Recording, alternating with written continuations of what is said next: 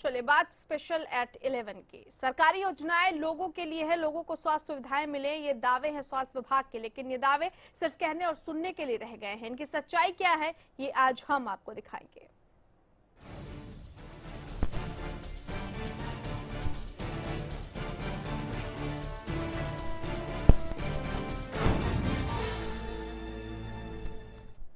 सरकारी अस्पतालों में कहीं एम्बुलेंस नहीं है तो कहीं कर्मचारी लापरवाह हैं। आम आदमी सिर्फ दर दर की ठोकरें खाने को मजबूर है। दर्द और तकलीफ से गुजर रहे लोगों के पास सिर्फ मदद की गुहार लगाने के अलावा कोई चारा नहीं है। आज इसी पर करेंगे चर्चा। सरकारी अस्पताल बेहाल और बदहाल।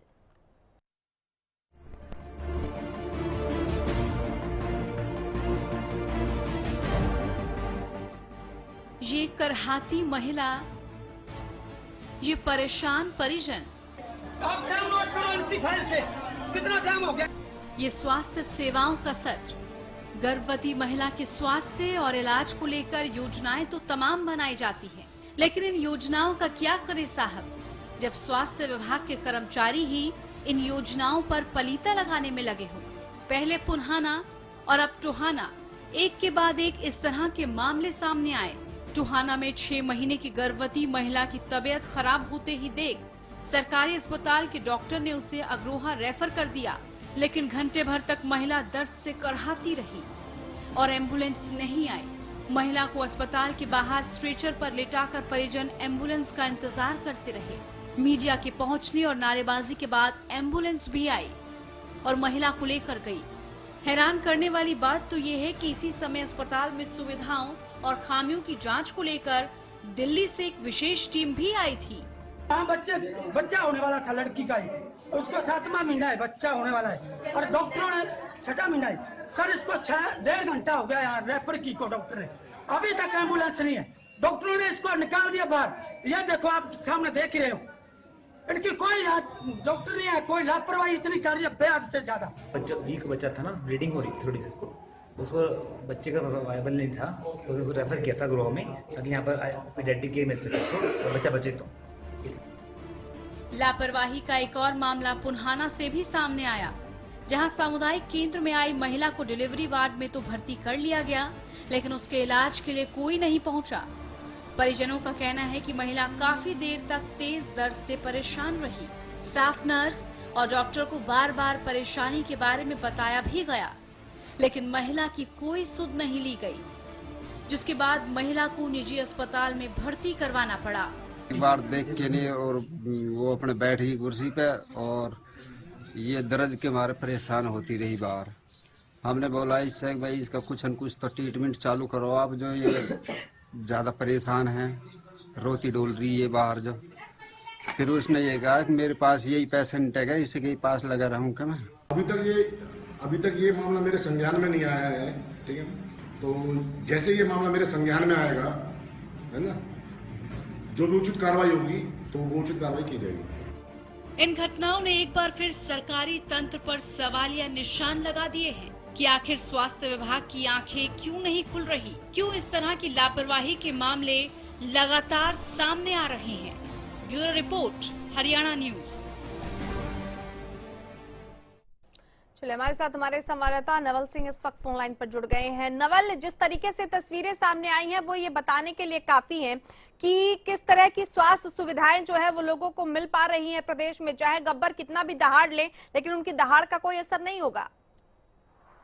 जी, जैसा कि यहाँ पर देखने में आया टोहाना में मसला कि एक महिला है, ग्रामीण महिला थी, ये गांव मामूपुर से इसके मामा जी हैं और ये गुलरवाला से थी, जिसकी तबीयत खराब हुई थी वहां से। तो इसको टोहाना के ही जो सबसे बड़ा हॉस्पिटल माना जाता है, यहाँ ये लोग लेकर आए। यहाँ आने पर डॉक्टर ने कहा कि 24 घंटे से ब्लीडिंग है, इसलिए इसका बच्चा डेड हो चुका है और इसको रेफर करना पड़ेगा अग्रोहा के लिए। अक्सर ही यहाँ के सारे केस टोहाना के अग्रोहा ही रेफर किए जाते हैं। और पर यहाँ पे बड़ा ये स्थिति बड़ी अजीब सी हो गई कि जब उसको रेफर किया जा रहा था 1.5 घंटे तक वहाँ पे कोई एम्बुलेंस ही नहीं आई, जिसकी वजह से उस महिला की तकलीफ भी बढ़ती गई। और बताया ही जा रहा है कि जो अग्रोहा उसको शिफ्ट किया गया, वहां से मृत बच्चे को तो उसके पेट से निकाल लिया गया, पर अभी भी महिला की स्थिति जो है चिंताजनक बनी हुई है। नवल, ये भी जानकारी है कि खामियों की जांच को लेकर दिल्ली से एक विशेष टीम भी आई थी, जिस वक्त ये पूरा का पूरा माहौल संज्ञान में आया। तो क्या टीम ने इस पूरे माहौल को संज्ञान में लिया? बिल्कुल, ये बिल्कुल उसी वक्त की बातचीत है जब दिल्ली की टीम आई हुई थी यहाँ पर, और दिल्ली की टीम के सामने ही जब वो मीटिंग अपने एसएमओ के कमरे में मीटिंग ले रही थी, उस वक्त बाहर ये हंगामा चल रहा था और मीडिया कर्मी पहुंच चुके थे। उसके बाद उनको इस बारे में अवगत भी करवाया गया। हालांकि उन्होंने कहा था कि वो इसके ऊपर कार्रवाई करेंगे, पर इस बीच अभी तक हमारे पास या कोई भी चीज सार्वजनिक नहीं हो पाई है कि उन्होंने इसको लेकर क्या कार्रवाई की और क्या नहीं की। पर फिलहाल उन्होंने सारी खामियों की जो रिपोर्ट थी वो बनाकर ले गए, और जब उनसे सवाल पूछा गया इन खामियों के ऊपर कब तक कार्रवाई होगी, तो उनका यही कहना था कि हम तो केंद्र को रिपोर्ट सौंप देंगे, उसका केंद्र जो है प्रदेश सरकार को सौंपेगी, उसका देखना है कि क्या कार्रवाई होती है। चलिए नवल, बहुत शुक्रिया आपका इस तमाम जानकारी के लिए। संवाददाता नवल सिंह हमारे साथ फोन लाइन पर जुड़े हुए थे। मनीष हमारे साथ इस वक्त फोन लाइन पर जुड़ गए हैं पुन्हाना से हमारे संवाददाता। मनीष, यहाँ पर भी लापरवाही का एक नजारा देखने को मिला है, जहाँ पर महिला घंटों दर्द से कराती रही लेकिन कोई डॉक्टर देखने के लिए नहीं पहुंचा। यहाँ पर क्या तस्वीरें देखने को मिली, विस्तार से बताइए। पुराना सीएससी हॉस्पिटल है जो, उसमें महिला सरपंच है गांव आनागी से, दर्द के लिए काफी चिल्लाती रही लेकिन डॉक्टर ने कोई सुनाई नहीं करी और उसको प्राइवेट इलाज के लिए कह दिया। तो उसने फिर प्राइवेट, उसका डिलीवरी हुई जो प्राइवेट हॉस्पिटल, एक निजी हॉस्पिटल में कराई गई। हाँ मनीष, किस तरह की ये खामियां है यहाँ के अस्पताल में और तकरीबन कितनी आबादी इस एक अस्पताल पर निर्भर है? 1.5 लाख वोट है यहाँ, मतदाता है जो, और डॉक्टर की काफी लापरवाही है यहाँ और सीएससी पुराना। चलिए मनीष, शुक्रिया आपका इस जानकारी के लिए। मनीष भी जुड़े हुए थे और बता रहे थे कि तकरीबन 1.5 लाख की आबादी निर्भर करती है इस एक अस्पताल पर, लेकिन लोगों को तब भी यहाँ पर सुविधाएं नहीं मिलती। तो प्रदेश में स्वास्थ्य सुविधाओं की पोल खुल रही है। टोहाना में गर्भवती महिला दर्द से तड़पती रही लेकिन सुध लेने वाला कोई नहीं। करीब 1.5 घंटे तक कोई एम्बुलेंस नहीं मिली, परिजनों ने जमकर हंगामा किया।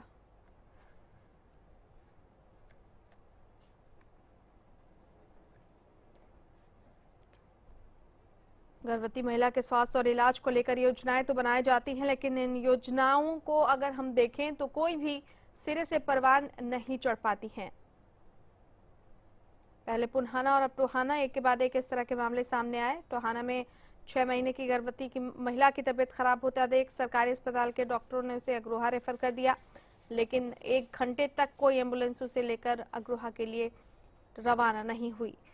जब महिला के परिजनों ने नारेबाजी की तब कहीं जाकर उसे एम्बुलेंस मिला, और अभी भी महिला की जो हालत है वो चिंताजनक बनी हुई है। वहीं पुन्हाना की बात कर ले तो पुन्हाना में भी एक महिला काफी देर तक डिलीवरी वार्ड में भर्ती रही, लेकिन उसे देखने के लिए कोई डॉक्टर, स्टाफ नर्स नहीं पहुंचा। मजबूरन परिजनों को इसे निजी अस्पताल में भर्ती करवाना पड़ा।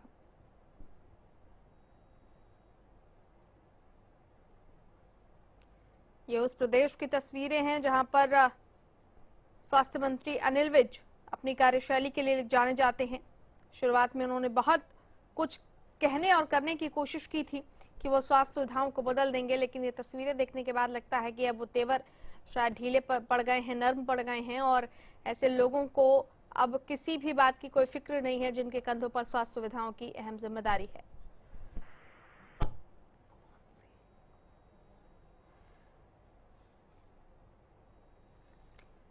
चलिए, हमारे साथ टोहाना से मदन लाल जुड़ चुके हैं जो कि महिला के परिजन हैं। मदन लाल, विस्तार से बता पाए कि 1 घंटे तक दर्द से कराती रही महिला लेकिन एम्बुलेंस नहीं पहुंची, क्या कुछ वहां खामियां देखने को मिली, क्या कुछ वहां पर कमी है?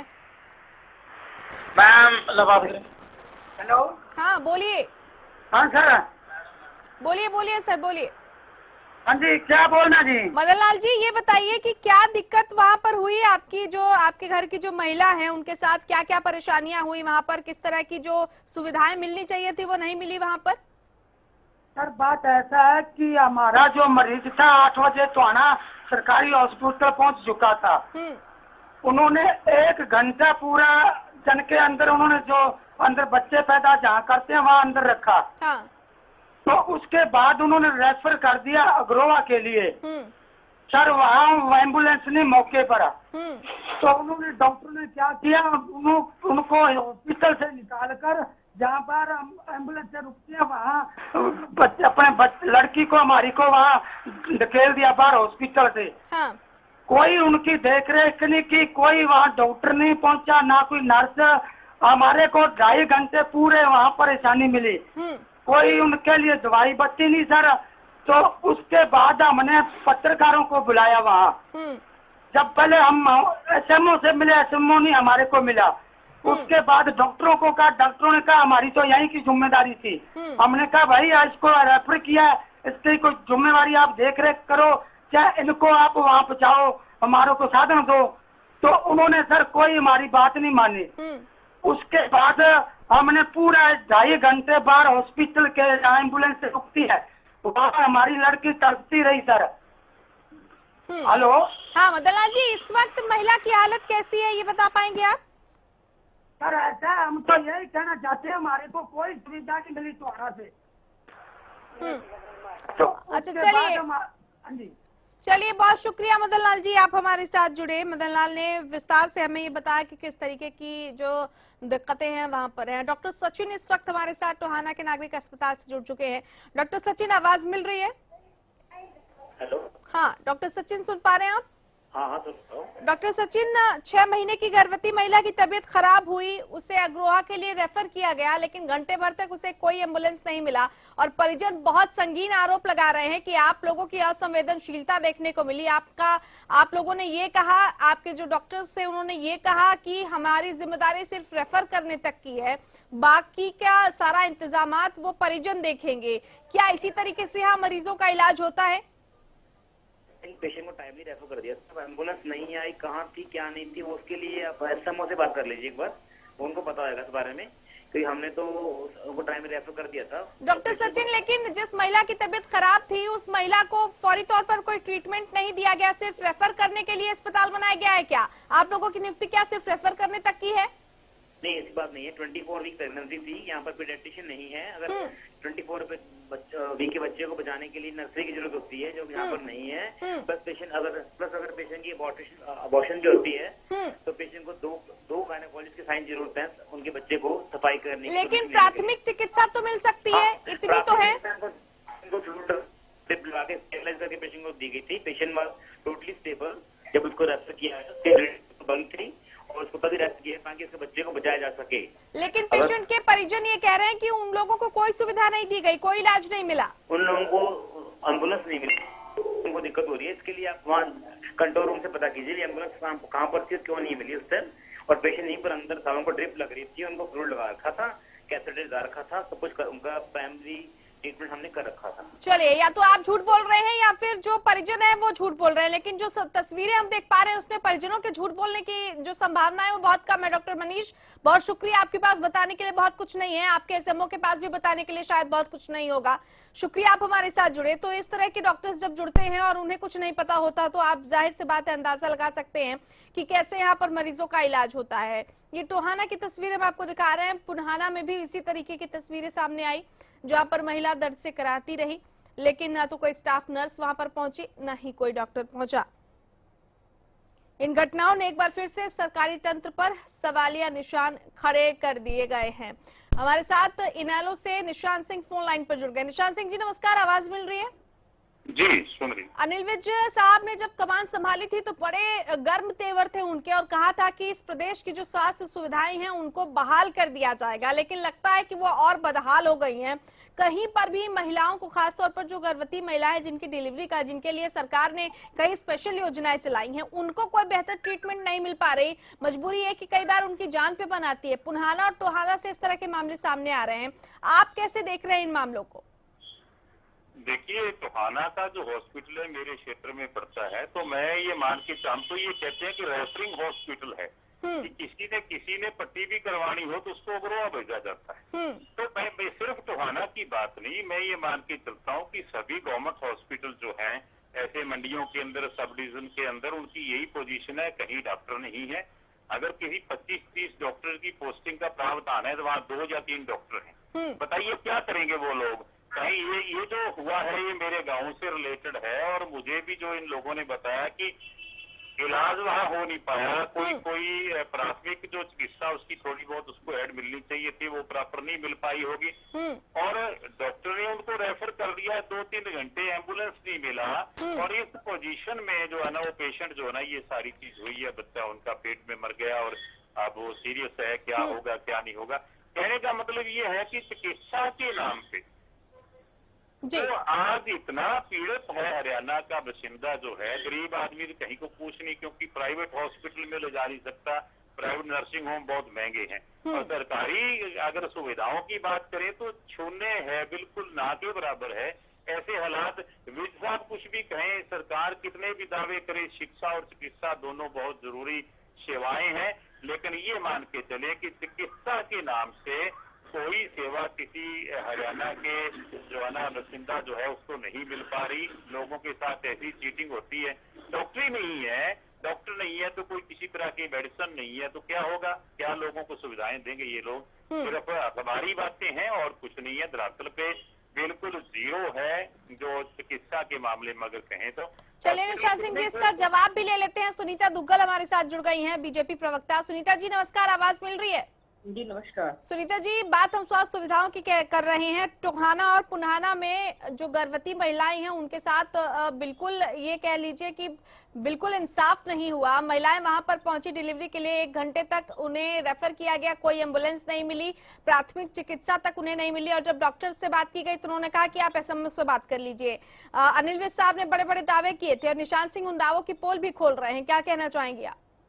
नहीं, देखिए ऐसा नहीं होना चाहिए। कल भी मेरी जो सीएमओ फतेहाबाद है उनके अंडर ही वो आता होगा, तो मेरी उनसे बात हुई थी। तो जहां तक स्वास्थ्य सेवाओं की बात है तो अब तो बल्कि हमारी सरकार की योजना ये है कि हर डिस्ट्रिक्ट में जो है मेडिकल कॉलेज तक खोले जाएं। देखिए डॉक्टर की प्रॉब्लम तो है, इसमें तो कोई दो राय नहीं, इस बात को हम मानते हैं कि डॉक्टर की कमी है, लेकिन उसको भर्ती करके अब हमारी पूरी कोशिश है। और जो हमारे स्वास्थ्य मंत्री हैं उन्होंने भी इस तरफ जो है संदेश दिया है कि बहुत जल्द जो है डॉक्टरों की भर्ती की जाएगी। और उसके बाद ये जो सबसे ज्यादा समस्या इसी बात की आ रही है, तो क्योंकि जहाँ कहीं पे भी अगर अच्छे हॉस्पिटल्स हैं, सुनीता जी पिछले 3 सालों से हम यही सुन रहे हैं, पिछले 3 सालों से हम यही सुन रहे हैं कि स्वास्थ्य सुविधाओं में बढ़ोतरी की जाएगी, डॉक्टर्स की भर्ती की जाएगी, फिर आप लोगों का कार्यकाल पूरा हो जाएगा और आप कहेंगे कि हम तो बस गड्ढे भरने में रह गए।